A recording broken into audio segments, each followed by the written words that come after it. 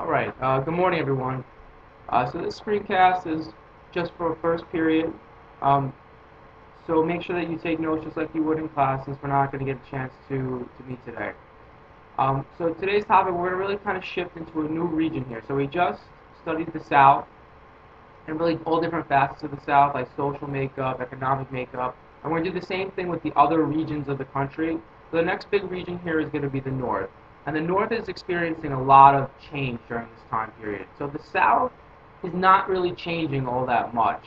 But the North really is changing significantly. And there's lots of reasons for why. Primarily, the North is going through the first phase of the Industrial Revolution. And we're going to talk about all the different aspects of that and how that really affects northern people, northern cities, northern economy, basically all facets of the North. So we're going to start with what's known as the Transportation Revolution, which really kind of sweeps through the United States between roughly about 1815 to 1840, 1850. And so remember, again, this is also referred to as the antebellum period in the North here. Just like it's the antebellum period in the South, it's the pre-war period in the North. Now, if you look here, there's three big modes of transportation that we're just going to take a look at kind of briefly. So you have roads, cross-state roads, so interstate roads. You have canals, and then later on you're going to have railroads. They're really going to kind of explode and take over. So the early form of transportation inland is going to be, of course, rivers, but also roads. Now, there's not too many long-distance roads at the time, and they're kind of pretty small. But the first one is this turnpike that runs through Pennsylvania, known as the Lancaster Turnpike. Uh, and so this one actually goes across a significant amount of land here in Pennsylvania, but it doesn't really go into other states too much. And so what you have to remember is that roads are going from major city to major city, and they're primarily used for not really for your own transportation, but more for transporting freight goods, so transporting products from one place to another. And so that's something that you have to keep in mind. Most of these roads are not for your personal travel, although you could travel on them. It's primarily to move goods, to ship products back and forth. And you have to remember that with all of the transportation that we talk about, with the canals, with the railroads, with everything. It's basically about moving products from one place to another. It's about building up the economy. Otherwise, to be honest with you, state governments really wouldn't invest in them, and definitely the national government wouldn't invest in them unless they feel like they're going to help the economy grow in the United States. So one of the first big national roads is known as the Cumberland Road, and what you can see here is that it goes across several states. So it's going all the way from Maryland on the East Coast all the way into Illinois and ending in St. Louis. So it's spanning about 5 or 6 states there, and so it's a big overland trek. Now the problem here with these roads is that, if you look here, they're using covered wagons at the time to kind of transport things on roads, and it's very, very difficult because the paving is not great.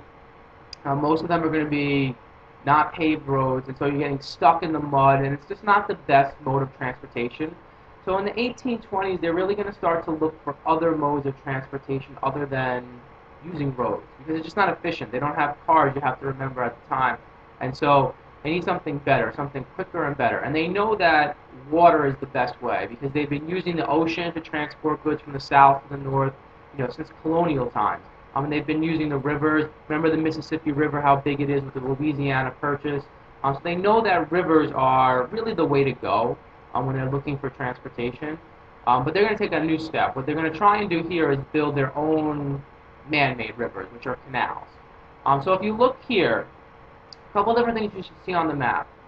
One thing that really should stand out to you is that only one of these canals actually goes across state boundaries, and that's the Wabash and Erie Canal over in Indiana. It goes into Ohio to Lake Erie. That's really the only one if you look at the map here. All of these other big canals stay within state boundaries. And this is important. The federal government does not fund these canals. So they're not getting involved in these big overland transportation situations, I guess you would call them. And we talked about this in class a little bit, and you saw this on your DBQ with Madison and the Internal Improvements Bill of 1817. Sometimes the federal government is very weary of doing big, large-scale infrastructure projects, and they're going to kind of leave a lot of this up to the state. So you saw the strict constructionism of the Democratic Republicans, but a lot of it is also financial. Now, what ends up happening here is it actually kind of facilitates more growth in transportation and more growth in infrastructure than might have happened had the national government stepped in. Because if you think about it, what's really going on here is the states are competing against each other to basically gain the Western trade. And really the state that's going to win out here, if you look at the map, the state that wins out is us. New York is going to kind of win out.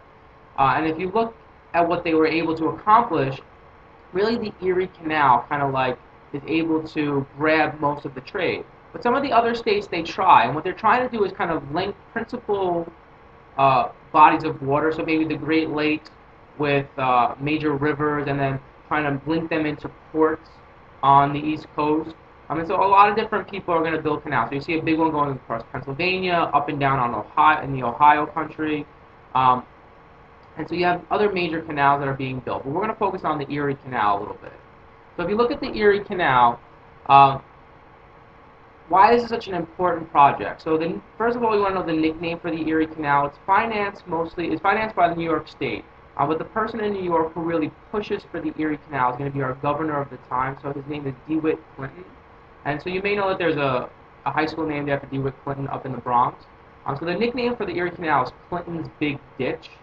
And so what they're going to do is he's going to build it all the way across New York State. So from Albany to Buffalo. And the purpose here is to connect the Hudson River with the Port of New York, all the way down to Lake Erie. And so really, if you go back to this map, what this really kind of helps the United States do is we kind of capture, if you look at this stuff, we capture all of this trade from Lake Erie, basically the western trade coming from Indiana, and even these kind of connected to these other Great Lakes. And so we kind of steal all this trade, because remember, if you want to trade things, better than using the Cumberland Road, it's going to take forever to get there. What's going to happen with the Erie Canal is it's going to kind of grab this trade because it's a lot quicker going across these canals. And so what it's going to do is it's going to kind of turn New York City into this major transportation hub, a major commercial center that we kind of know it as today.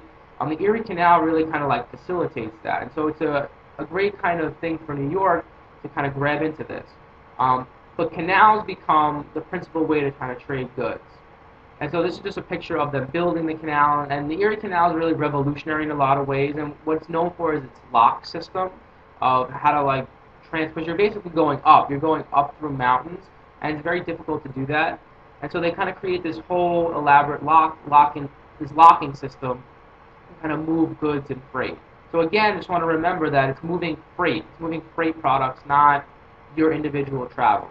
So if you look at products being shipped from one part of the country to other parts of the country, this gives you different modes of transportation. And so the one that I want you to kind of be aware of is I want you first of all to be aware of the dates and when things kind of drop drastically. So the first one's actually in moving upstream river rates.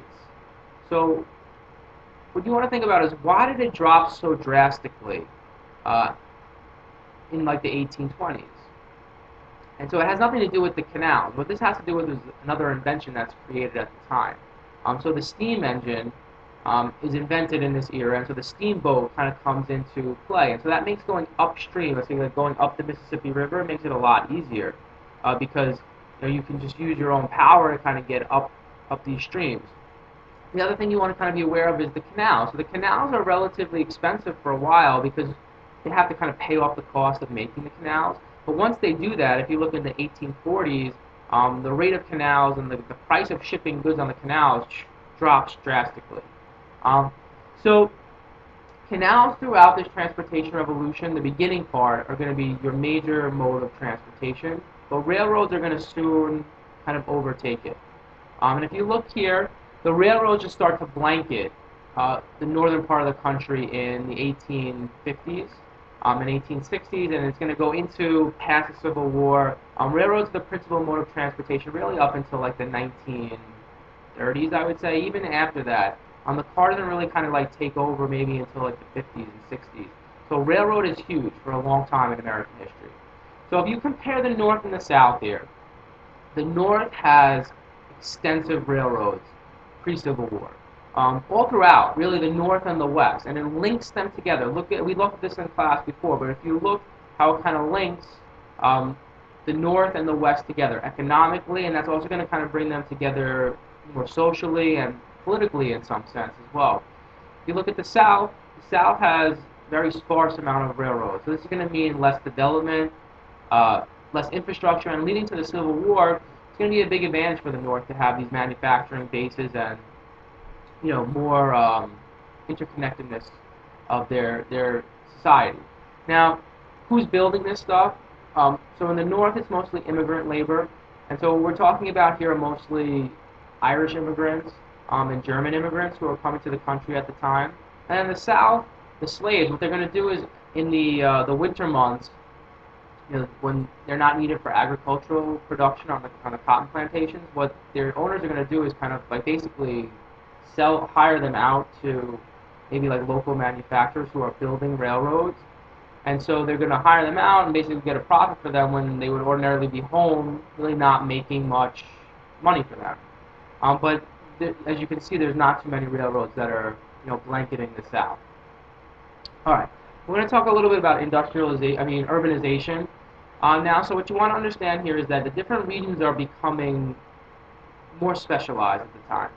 So the Northeast and the East are becoming your area for manufacturing bases and industrialization.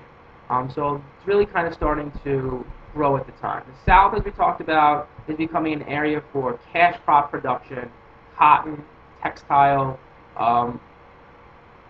agriculture. The West, though, is going to increasingly be known as the breadbasket of the United States. And if you look at the United States now, the Midwest, which is the West at the time, really still is the breadbasket of the United States. And what they're going to do there is they're going to start to grow a lot of wheat products, a lot of corn products, and they're going to end up feeding a lot of the northern people. And so instead of things being more localized, because transportation is getting better, we're starting to become more of a national economy here. And different areas of the country are going to start to focus on different things, and it really kind of adds to specialization. And that's only possible because of the transportation revolution. Okay, so if you look at what's going on here, this is showing you the North. And the one I want you to pay attention to, two ones I want you to pay attention to are agriculture and manufacturing. So agriculture, what you're going to notice by 1860, only about half of northern people are involved in agriculture. If you compare that with the South, I don't know the exact numbers for the South, but it's somewhere in the range of 90 to 95% of people are involved in agriculture. So it's a big difference. They're a much more agrarian society, the South and the North. And then also manufacturing is growing leaps and bounds. So by 1820, it's only about 3%, but by 1860, you're up to about 14, 15%, and it's only going to get bigger and bigger. So what goes hand in hand with manufacturing development is going to be urbanization and the growth of cities. So what I want you to take a look at here in this map of 1820 is where are our cities located? Not just the size of the cities, but where are they located? So the first thing, the size. If you look at the size of the cities, most of them are in that 50,000 to 100,000 people range. Only we have one big city over that, and that's New York, from 100,000 to 250,000 people. If we kind of like flash forward to 1860, things have changed drastically. So if you look here, now you have multiple cities who are between 500,000 and a million people, but then you have all these other cities that are kind of popping up all over the country. And they're not just on the coast. What you have here is the development of what we call inland cities. So you have these western cities developing like Detroit, Buffalo, Milwaukee, Chicago, Cleveland, Cincinnati. And a lot of them are kind of scattered around the Great Lakes region, and they're tied into canal development, transportation development in general. And so you see an explosion of cities here, an explosion of urbanization. And what you should notice is that the South is not urbanizing really at all. Alright guys, I'm running out of time here, so we're going to kind of cap the screen cap